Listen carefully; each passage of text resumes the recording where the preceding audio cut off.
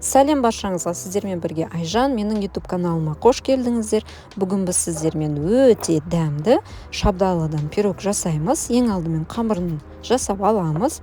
Мына жерде менде жұмыртқама қантымды және шым-шым тұзымды салып, жақсылап араластырып аламын.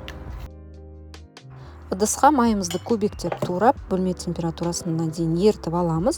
Және осы майымызға, мына жерде ұнның бетіне разрыхлительді салып, араластырып алдым.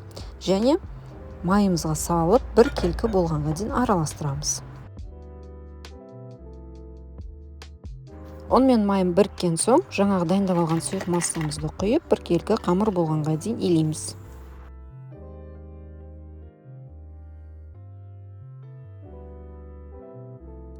Міне бізде осындай қамыр шықты. Енді осы қамырымызды бірденен формамызға жайғастырамыз.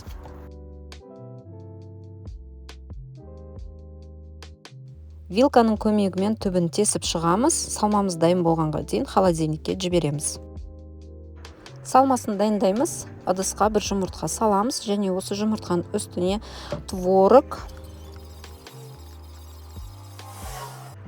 қаймақ, қант және кукурузный крахмалымызды салып, бір келкі болғанға дейін блендермен еземіз.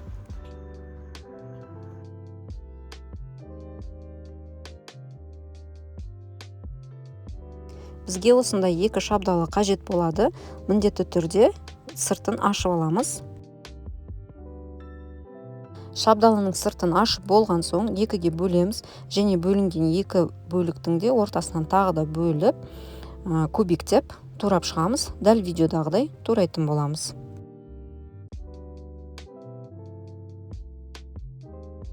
Келесі холодильниктен қамырымызды аламыз.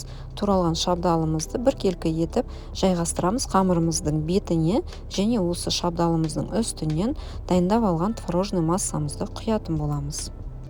Қызып тұрған пеште шамамен 30-35 минут пісіріп аламыз.